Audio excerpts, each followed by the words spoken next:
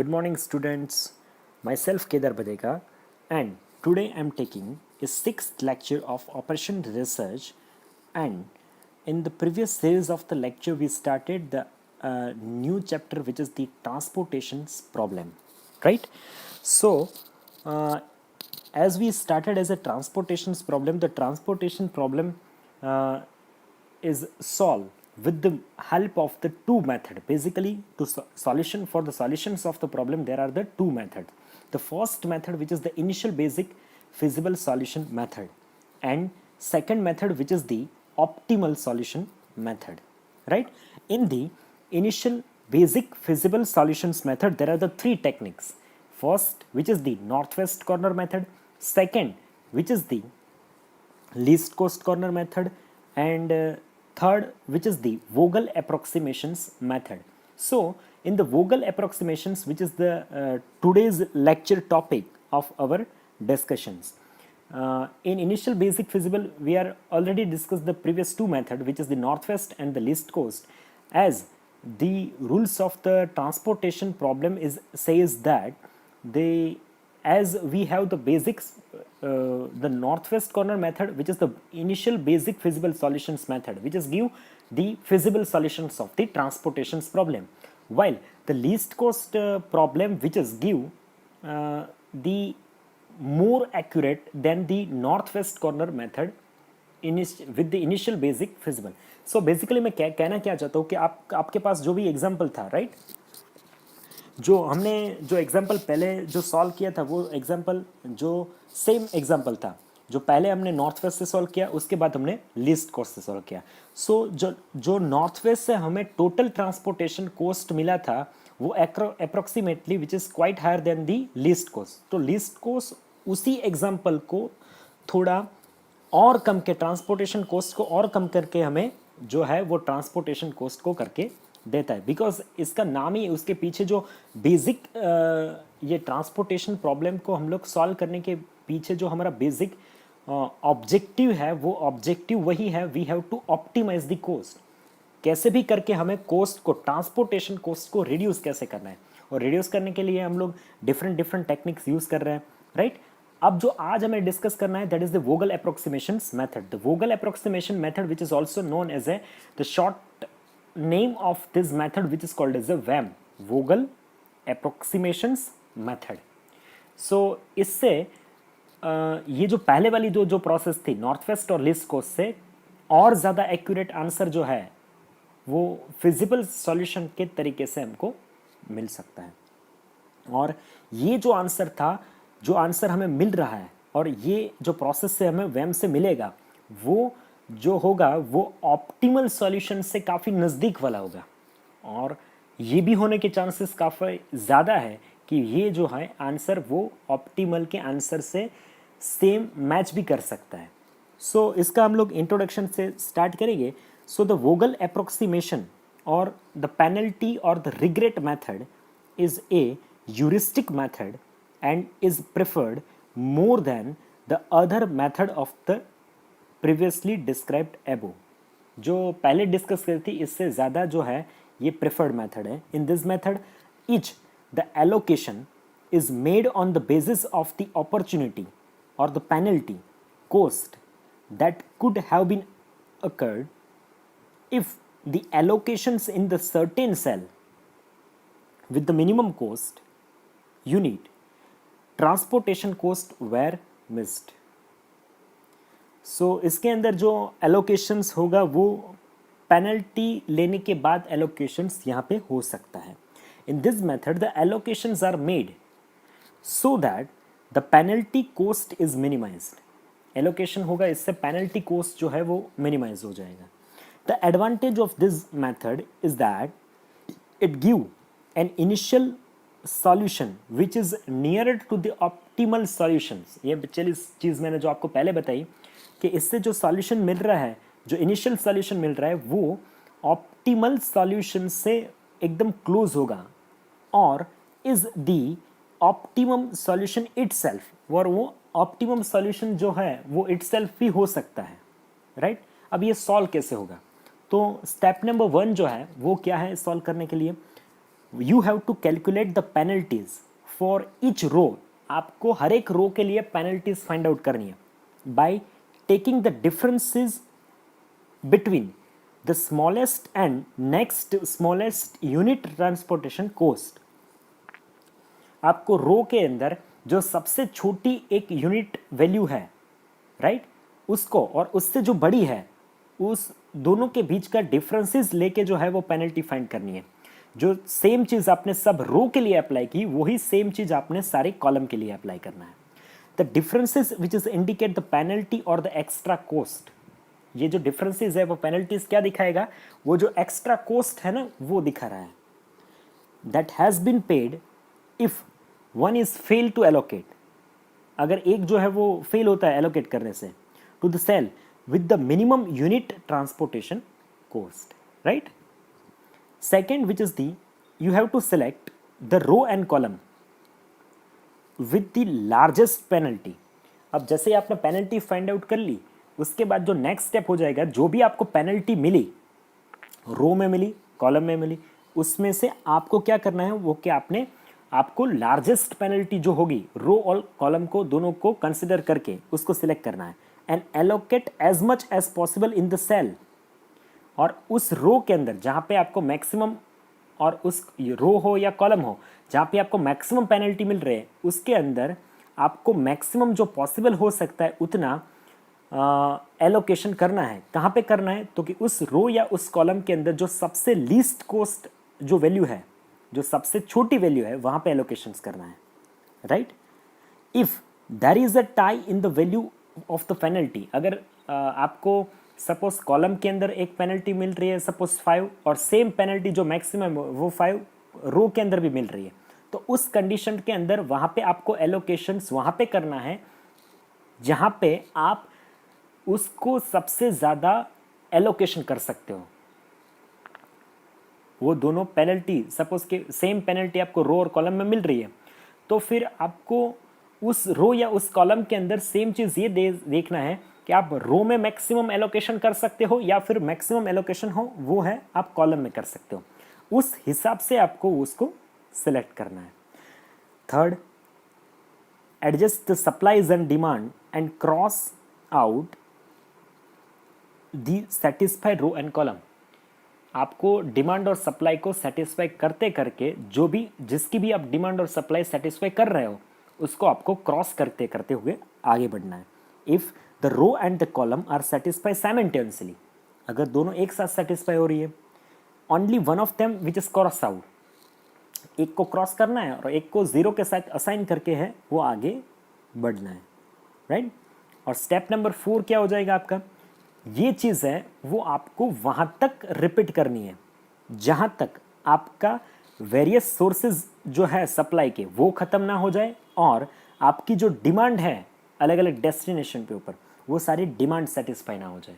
यानी आपको वहाँ तक ये प्रोसेस ऊपर वाले 3 स्टेप करने हैं जब तक आपके पूरे डिमांड और जो सप्लाई है वो सेटिस्फाई ना हो जाए। अब ये जो था वो प्रोसीजर था वैम का। अब इसको हम एक एग्जाम्पल के साथ देखेंगे। तो यहाँ पे आपकी स्क्रीन के ऊपर आपको एक एग्जाम्पल दिख रहा है जिसके अंदर जो एग्जाम्पल था वो सेम एग्जाम्पल है, राइट। जिसको हमने पहले नॉर्थ वेस्ट से सॉल्व किया था, उसके बाद लीस्ट को किया था। अब सेम एग्जाम्पल को हम लोग वैम से सॉल्व कर रहे हैं।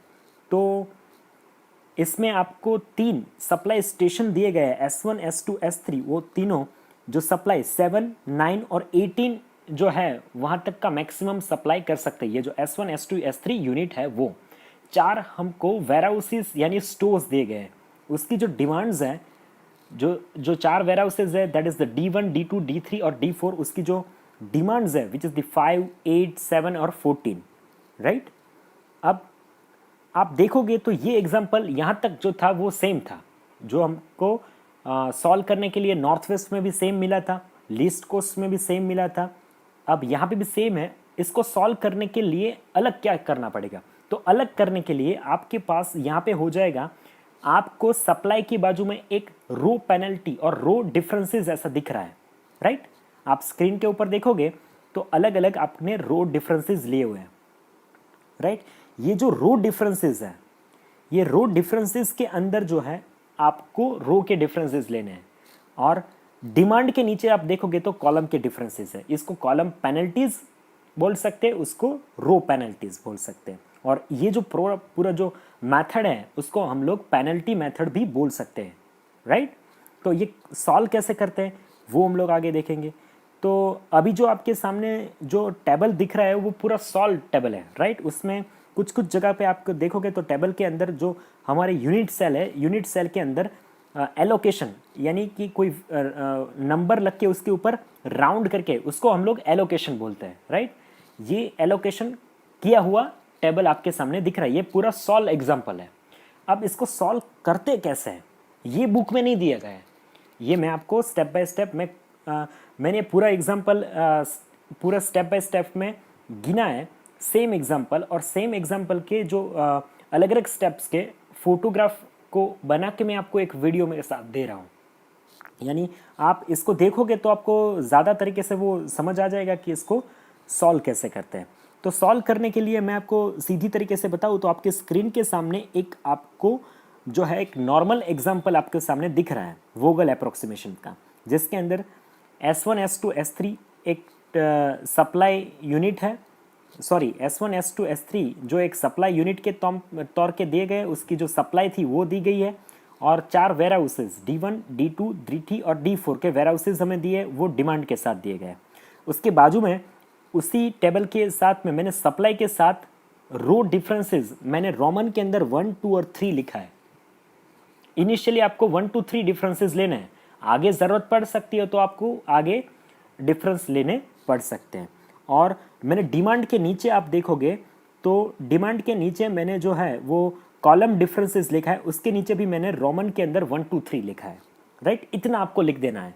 अब सॉल्व कैसे करेंगे, सॉल्व करने के लिए मैं आपको दिखा रहा हूँ कि जैसे ही हम लोग को पहले क्या करना है, रो पेनल्टीज लेनी है, उसके बाद हम लोग कॉलम पेनल्टीज लेंगे।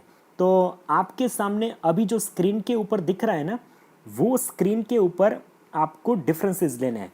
तो आप पहले फोकस करिएगा S1 रो के अंदर, मैं आपको दिखा रहा हूँ S1 रो, यानी आपको देखना है कहाँ तक, D1 से लेके D4, सप्लाई को नहीं गिनना है, सप्लाई का जो नंबर है उसको नहीं गिनना है, D1 से लेके D4।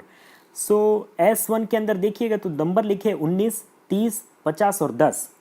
उसमें सबसे छोटा नंबर कौन सा है, 10, और उससे एक बड़ा नंबर कौन सा है, 10 के बाद आएगा 19। आप देख लीजिए D4 और D1, 10 और 19, तो वो दोनों के बीच का डिफरेंस क्या मिलेगा आपको, 10 और 19 के बीच कितने नंबर आते हैं, 9 नंबर आता है।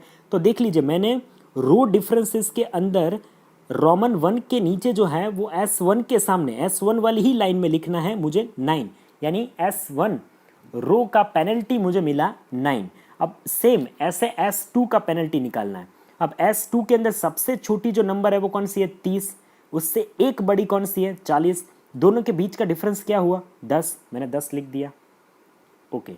ऐसे ही हम लोग जाएंगे S3 के अंदर, S3 के अंदर सबसे छोटा जो नंबर है वो रो के अंदर कौन सा है, 8, उससे एक बड़ा नंबर कौन सा है, 20, 8 और 20 के बीच में जो नंबर जो उसका डिफरेंसेस मिलेगा वो डिफरेंस कितना मिलेगा, 12, राइट।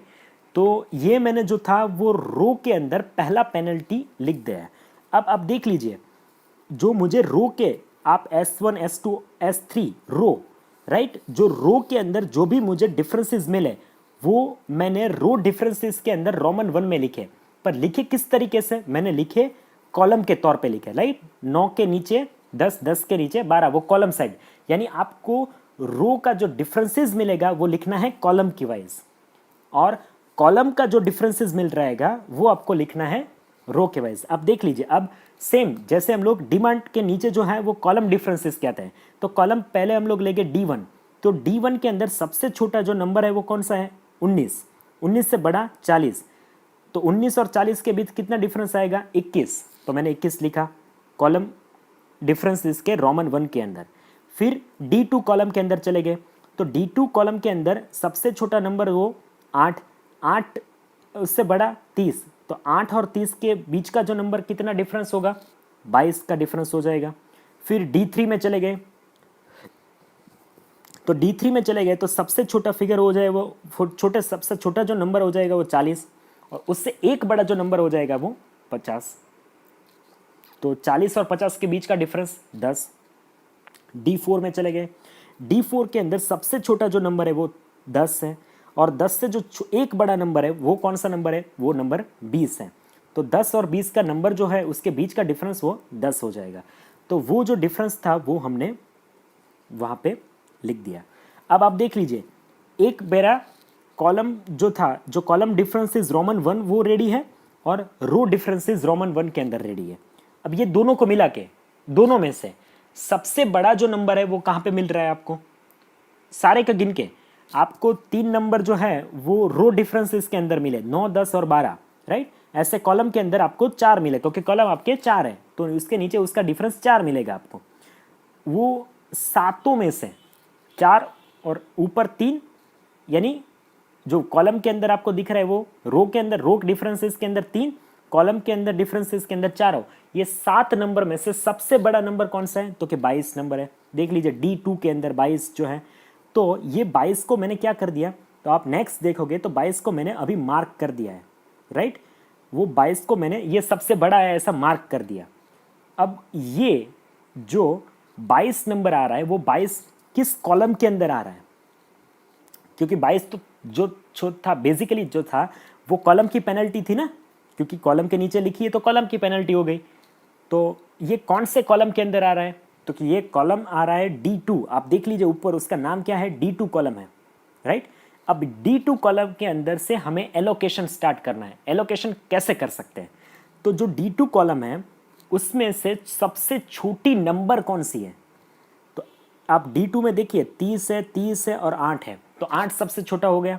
तो वहाँ पे 8 जो है, यानी जो आपको जहाँ पे आपको मैक्सिमम पेनल्टी मिली उस कॉलम के अंदर जो सबसे छोटा नंबर होगा वहाँ पे एज पर रूल्स आपको सबसे ज़्यादा एलोकेशन जो कर सकते हैं वो एलोकेशन आपको वहाँ पे करना है। अब सबसे ज़्यादा एलोकेशन कितना कर सकते हैं, तो आप देख लीजिए जो D2 है, D2 वो कॉलम है, उसका डिमांड कितना है, डिमांड आप देख लीजिए D2 का डिमांड आपको 8 दिख रहा है।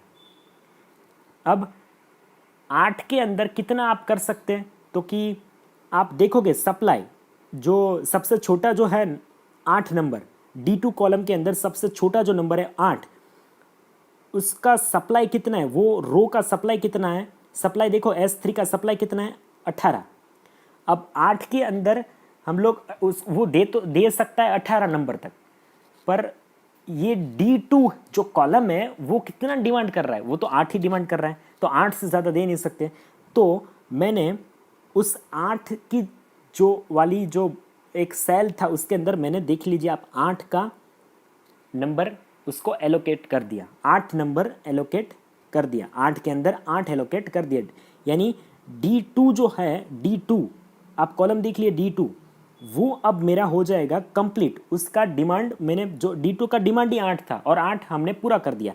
यानी अब जो नीचे जो डिफरेंस लिखा है ना, डिफरेंसेस के अंदर जो 22 है, 22 उसके नीचे हमें नीचे डैश डैश कर देना है। अब उसका डिफरेंसेस लेने की ज़रूरत नहीं है, क्योंकि वहाँ पे अब ज़्यादा लेगे तो भी कोई फ़र्क नहीं पड़ता वहाँ, क्योंकि वो D2 के अंदर अब कुछ एलोकेशन कर नहीं सकते, क्योंकि उसका डिमांड जो था D2 का वो फुलफिल हो चुका है। अब सेम प्रोसीजर हमें दूसरी बार करनी है, दूसरी बार पेनल्टी लेनी है, राइट। तो पेनल्टी लेने दूसरी बार चलते हैं। अब चीज़ हो गया S1 के अंदर, फिर से रो में जाएंगे। सबसे छोटी जो रो के S1 रो है उसके अंदर जो सबसे छोटा नंबर है वो कौन सा है, 10 नंबर है। 10 उससे बड़ा नंबर कौन सा हो जाएगा, 19। तो 10 और 19 का डिफरेंस मैंने 9 लिख दिया। फिर S2 रो के अंदर आ गए, सबसे छोटा नंबर 30, 30 से एक बड़ा 40, तो मैंने अब 30 नहीं आएगा, देख लीजिए यहाँ पे सबसे छोटा आप भूल करेंगे वहीं पे, मैंने इसलिए बोल दिया था कि आपको समझ आ जाना चाहिए। मैंने क्योंकि डिफरेंस मैंने 20 लिखा है, क्यों 20 लिखा, तो कि 30 इसलिए नहीं गिन सकते क्योंकि 30 जो है वो D2 कॉलम के अंदर आ रहा है, और D2 कॉलम अपना पहले से खत्म हो चुका है, उसका डिमांड हमने पहले से खत्म कर दिया। पहले जो पहली पेनल्टी ली उस पेनल्टी के अंदर D2 का सारा डिमांड हमने फुलफिल कर दिया था। तो अब 30 नहीं ले सकते, जब भी रो वाइज पेनल्टी लेने जाएंगे तब ये 30 को नहीं गिनना है, उससे आगे एक चले जाना है। तो उससे आगे कौन सा नंबर आएगा, तो 40, और 40 से एक नंबर बड़ा कौन सा है, तो कि 60। दोनों के बीच का डिफरेंस 20, तो मैंने डिफरेंस के अंदर 20 लिखा। उसके बाद जाना है हमें S3 के अंदर। S3 के अंदर सबसे छोटा 8, 8 नहीं गिन सकते। 8 से बड़ा कौन सा है? 20। 20 से एक बड़ा जो है वो 40 है, तो दोनों के बीच का डिफरेंस मैंने 20 लिख दिया। अब सेम चीज़ हमें क्या करनी है? कॉलम के लिए करनी है। अब कॉलम के लिए D1 कॉलम के अंदर आप देख लीजिए, सबसे छोटा 19, 19 से एक बड़ा 40, डिफरेंस हो गया 21 लिख दिया। D2 का अब डिफरेंस लेने की ज़रूरत नहीं है क्योंकि उसका डिमांड पूरा हो चुका है, इसलिए मैंने रेड पेन से वहाँ पे डॉट कर दिया। D3 में चले जाइए, सबसे छोटा 40, उससे एक बड़ा 50, मैंने डिफरेंस 10 लिख दिया। D4 के अंदर चले जाइए, सबसे छोटा 10, उससे एक बड़ा जो है वो 20, डिफरेंस 10 लिख दिया। अब ये सारे पेनल्टी खत्म हो चुके हैं। दूसरी बार का पेनल्टी राउंड खत्म हो चुका है। दूसरी बार का पेनल्टी राउंड में से आपको जो भी सारे जो नए नंबर मिले, वो नए नंबर में से सबसे बड़ा नंबर कौन सा है?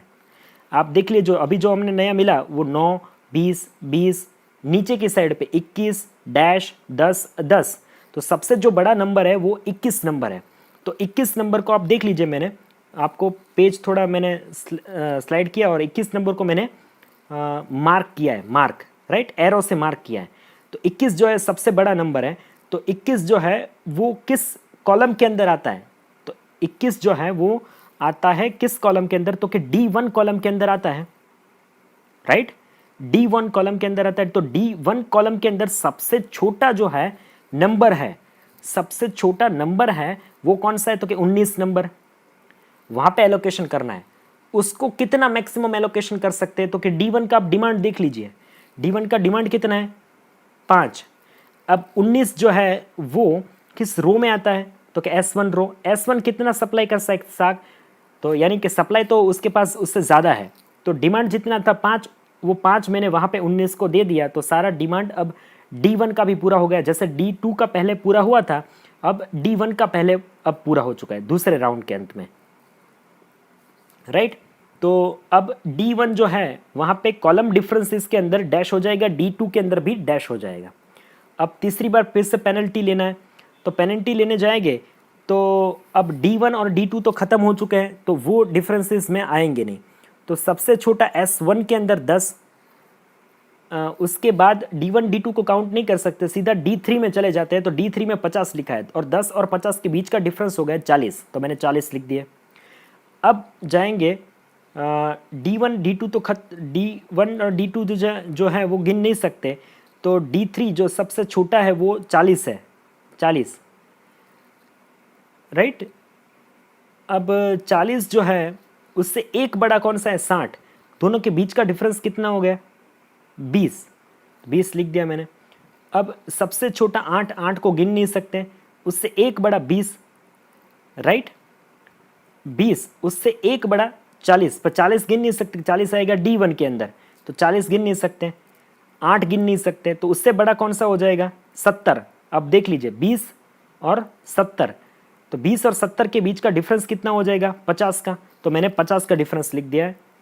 अब कॉलम के वाइज जाना है, तो कॉलम के वाइज चले जाएंगे, तो D1 में डैश हो जाएगा, D2 में डैश हो जाएगा नीचे, D3 के अंदर 40 और 50 का बीच का डिफरेंस 10 और 20 के बीच का डिफरेंस 10, यानी अब 3 राउंड पेनल्टी के कंप्लीट हो चुके। उसमें से सबसे बड़ा नंबर कौन सा मिला मुझे? 50। देख लीजिए, अब इस बार पहली बार क्या हुआ था, दोनों कॉलम पेनल्टी के जो पहले राउंड के अंत में जो मैक्सिमम नंबर मिला था वो नीचे कॉलम पेनल्टीज के अंदर मिल रहे थे। अब ये एक बार ऐसा हुआ है कि रो पेनल्टी के अंदर मिल रहा है, राइट, रो डिफरेंसेस के अंदर 50 नंबर मिल रहा है। तो 50 जो है वो किस रो के अंदर आता है? तो आप देख लीजिए, उसके सामने उस रो का नाम है S3। अब S3 जो है वो रो के अंदर सबसे छोटा नंबर वो कौन सा है? 8। तो 8 को एलोकेट तो हमने पहले ही कर दिया, तो 8 में एलोकेशन हो नहीं सकता। 8 से बड़ा जो है वो कौन सा है? तो 8 से जो एक बड़ा है वो कितना है? 20, राइट। तो 20 को एलोकेशन करना है, तो 20 को कितना एलोकेशन कर सकते हैं? तो जो S3 वाली जो रो है वो आप उसका सप्लाई देख लीजिए, सप्लाई S3 का सप्लाई देख लीजिए, S3 का सप्लाई 18 लिखा है, देख लीजिए, वहाँ पे फोकस करिएगा, 18। S3 का जो सप्लाई था वो 18 था, उसमें से 8 हमने S3 का 8 जो है वो एलोकेशन पहले यूज़ कर लिया है। अब 20 के अंदर कितना एलोकेशन कर सकते हैं? ज़्यादा से ज़्यादा 10 कर सकते हैं। 10 कर दिया तो 8 और 10 यानी 18 S3 का जो सप्लाई वो पूरा हो जाएगा। तो मैंने 20 के अंदर 10 का एलोकेशन कर दिया। अब जैसे हम लोग यहाँ पे क्या करते हैं, प्रीवियसली जैसे जिस रो या जिस कॉलम का एलोकेशन खत्म हो जाता है, फुलफिल हो जाता है, वहाँ पे डैश कर देते थे ना, जैसे हमने D1 में किया था, D2 में किया था। तब अब S3 के सामने हमें डैश कर देना है। तो S3 के सामने मैं डैश कर दूंगा। तो आप देख लीजिए, तो आपके सामने S3 के अंदर डैश दिख रहा है अभी नेक्स्ट के अंदर। अब फिर से पेनल्टी लेने जाएंगे। सबसे छोटा S1 रो के अंदर कौन सा है? 10। 10 और उससे बड़ा जो है वो कौन सा है? 50। 10 और 50 के बीच का डिफरेंस 40, तो मैंने 40 लिख दिया। चौथी कॉलम बन रही है, चौथा राउंड पेनल्टी का स्टार्ट हुआ है, राइट। उसके बाद सबसे छोटा हो जाएगा वो S2 रो के अंदर 40, उससे एक बड़ा कितना हो जाएगा? 60। दोनों के बीच का डिफरेंस 20। अब S3 तो मैंने डैश कर दिया, देखिए S3 के अंदर मैंने डैश कर दिया, ब्लू डैश आपको छोटा सा दिख रहा है क्योंकि उसका जो 18 है वो सप्लाई खत्म हो चुका है। अब नीचे जाना है कॉलम के अंदर, तो D1 खत्म हो चुका है, D2 खत्म हो चुका है। अब क्योंकि चौथा आपको थोड़ा सा दिखेगा नहीं, पर मैं आपको बता रहा हूँ कि वो लिखा गया थोड़ा सा कट हो चुका है फोटो के अंदर। ये चीज़ कौन सी है? तब D3 के अंदर डिफरेंस लिखेंगे तो सबसे छोटा कॉलम के अंदर है D3 के अंदर 40, उससे एक बड़ा 50। तो नीचे जो है वो जो चौथा डिफरेंसेस है वो क्या है? 10। 10 नंबर लिखा है, जो कट हुआ दिख रहा है ना आपको 10 है वहाँ पे, आप अपने बुक में 10 लिखिएगा, राइट। अब D4 कॉलम के अंदर जाते हैं, तो D4 में सबसे छोटा है वो कौन सा है? 10। अब उससे एक बड़ा तो 20, पर 20 ले नहीं सकते क्योंकि 20 जो है वो S3 जो है वो रो के अंदर आता है और उसका खत्म हो चुका है। तो उससे बड़ा कौन सा है? तो कि 60, और 10 और 60 उसके बीच का डिफरेंस जो है वो कितना हो जाएगा? 50। तो ये जो आपको डिफरेंस थोड़ा कटा हुआ नीचे से दिख रहा है, सबसे नीचे वो वहाँ पे 50 है, उसके बाजू में 10 और 50, 10 और 50 आजू बाजू अगल बगल में लिखा है। तो ये जो है वो राउंड 4 पेनल्टी का ख़त्म हो गया। अब इसमें से सबसे बड़ा नंबर कौन सा मिला पेनल्टी में? 50, जो D4 के अंदर मिला। तो D4 50 जो है वो D4 कॉलम के अंदर आ रहा है। तो D4 कॉलम के अंदर आ रहा है, तो D4 कॉलम के अंदर सबसे छोटा जो नंबर है वो कौन सा नंबर है? 10 नंबर है। देख लीजिए D4 कॉलम के अंदर सबसे जो छोटा यूनिट नंबर है वो कौन सा है? 10। 10 के अंदर हमें एलोकेशन करना है। 10 के अंदर कितना एलोकेशन कर सकते हैं? तो कि 10 जो है वो आता कौन सी रो के अंदर है? तो कि S1 रो के अंदर आता है। अब S1 रो कितना सप्लाई कर सकता है? सप्लाई देखिए, S1 का सप्लाई 7 7 सप्लाई देखिए 7 है। 5 S1 में पहले ही यूटिलाइज हो चुके हैं, राइट। 19 को हमने 5 दिए। अब 10 को कितने दे सकते हैं? तब 7 हो जाएंगे। 10 को 2 दे दे तो 5 और 2 7 हो जाएंगे। 5 और 2 मैंने 2, 10 को 2 नंबर दे दिए, 2 का नंबर का एलोकेशन कर दिया, यानी अब मेरा S1 जो है, S1 रो जो है वो खत्म हो जाएगा, राइट। S1 जो रो है मेरा खत्म हो जाएगा। S3 तो पहले ही खत्म हो चुका था 18 उनका। अब बचता है सिर्फ S2, और यहां पे देखें तो क्या बचेगा आपका? D1 खत्म हो चुका है, D2 खत्म हो चुका है, D3 में कुछ एलोकेशन हुआ नहीं है, तो वहां पे आपको एलोकेशन करना है। D3 के अंदर सबसे छोटा जो नंबर है वो कौन सा है? D3 के अंदर, अब D3 के अंदर सबसे छोटा नंबर है, आप D3 में देखिए 50, 40 और 70। 50 में कर नहीं सकते, 50 में कुछ एलोकेशन कर नहीं सकते क्योंकि वो S1 में आएगा और S1 का जो सप्लाई पूरा था वो 7 हो चुका है। S3 के अंदर देख लीजिए, तो उसका जो S3 का रो का जो सप्लाई था वो 18 है, 18 पूरा हो चुका है, तो अब बचता है 40। 40 के अंदर वो वैसे भी छोटा 40 ही था, सबसे छोटा 40 ही है, तो 40 को मैक्सिमम कितना एलोकेशन कर सकते हैं? तो कि D3 का मैक्सिमम डिमांड कितना था? D3 का डिमांड देखिए, D3 डिमांड, डिमांड कितना? 7। तो 40 को कितना मैक्सिमम दे सकते हैं? तो मैंने 7 दे दिया, क्योंकि जो 40 है वो किस रो के अंदर आता है? 40 है वो S2 रो के अंदर आता है। रो S2 वो कितना सप्लाई कर सकता है? S2 9 नंबर सप्लाई कर सकता है मैक्सिमम। तो अपने को तो 7 ही डिमांड, तो 7 ही रखी थी, तो 7 उसने वहां पे दे दिए। तो 7 जैसे ही दे दिए तो मेरा खत्म हो गया। D1 खत्म हो गया था पहले, D2 खत्म हो गया था। अब जैसे मैंने 7 नंबर दे दिए, तो 7 नंबर दे दिए, तो ऐसे मेरा D3 भी खत्म हो चुका है। अब रो की गिनती करें तो आप रो में देखें तो S1 मेरा खत्म हो चुका है, 5 और 2 7 हो गए थे, राइट। अब S2, उसमें S2 में 7 का एलोकेशन किया है, कितना सप्लाई कर सकता था मैक्सिमम? 9 सप्लाई कर सकता था। तो अब D4 में जो 60 नंबर लिखा है वहां पे अगर मैं 2 नंबर दे दूं तो 7 और 2 9 हो जाएंगे, तो S2 में मेरा खत्म हो गया। वैसे ही S3 मेरा पहले ही खत्म हो चुका था, 10 और 8 18 खत्म हो चुके हैं। यानी आप देख लीजिए सारे D1 का डिमांड 5 5 खत्म, D2 का डिमांड 8 8 खत्म, D3 का डिमांड कितना 7 7 खत्म, D4 का डिमांड कितना 14, आप देख लीजिए 10 2 और 2 14 खत्म। S1 का सप्लाई कितना 5 और 2 7 7 खत्म, S2 का सप्लाई कितना 9 7 और 2 9 खत्म, S3 का सप्लाई कितना 18 10 और 8 18 खत्म। सॉरी। तो ये जो सारे जो सप्लाई एंड डिमांड थे वो सारे के सारे अब फुलफिल हो चुके हैं। तो ऐसे इसको बोलते हैं पेनल्टी अप्रोच, राइट। इस तरीके से हम लोग सबसे जो छोटा है वो नंबर देख के रो में से उससे बड़ा नंबर को सिलेक्ट करके उस दोनों का डिफरेंस रो वाइज और कॉलम वाइज लेके पेनल्टी दे सकते हैं और उस हिसाब से हमें एलोकेशन करना है। ये जो है वो बेसिक वेम मेथड है। अब जैसे हो गया ये, तो उसके बाद जो है वो टोटल ट्रांसपोर्टेशन कॉस्ट हमें फाइंड आउट करना है। सारे जैसे डिमांड और सप्लाई हो गए तो अब क्या करना है, एक ही चीज़ बच जाती है वो ट्रांसपोर्टेशन कॉस्ट। तो जहां पे आपने एलोकेशन किया है राउंड करके उसके साथ जो यूनिट वैल्यू है उसके साथ उसका मल्टीप्लिकेशन करना है। यानी आप देख लीजिए 19 इंटू 5 प्लस, बीच में प्लस लिखना है, plus 8 into 8 plus 40 into 7 plus 10 into 2 plus 60 into 2 plus 20 into 10, right. तो ये आपका हो जाएगा 779 रुपये, राइट। 779 rupees, 779 rupees. तो सेम एग्जाम्पल था, आप देख लीजिए नॉर्थ वेस्ट में इसका आंसर कितना था 1050 रुपीज़, 1015 रुपये। लीस्ट कॉस्ट में सेम एग्जाम्पल का ट्रांसपोर्टेशन कॉस्ट कितना आया था 800 रुपये और 814 रुपये, 814 रुपये आए थे, राइट, लीस्ट कॉस्ट से। अब सेम एग्जांपल को हमने वोगल अप्रोक्सीमेशन के गिना, तो वोगल अप्रोक्सीमेशन से गिना तो हमें टोटल ट्रांसपोर्टेशन कितना मिला, तो 779 रुपीज़ जो है वो टोटल ट्रांसपोर्टेशन कॉस्ट मिला। तो ये जो था वो सबसे एक्यूरेट जो है वो हमें आंसर मिला है वेम मेथड से, राइट। तो ये जो था वो इनिशियल फिजिबल सॉल्यूशंस यहाँ पे वेम से खत्म हो जाएगा। अब इसको नॉन डीजेनरेसी चेक करते हैं, तो नॉन डीजेनरेसी चेक करने के लिए, डीजेनरेसी चेक करने के लिए इक्वेशन कौन सा है, तो कि m plus n minus 1, m that is number of row, n which is the number of column, minus 1 which is the 3 plus 4 minus 1 that is 6। अब नंबर ऑफ एलोकेटेड सेल कितने कितने सेल के अंदर हमने एलोकेशन किए, round कितने cell के अंदर हुए, तो राउंड कितने वो गिन लीजिए, 1 2 3 4 5 6, तो वो भी 6 हो गए।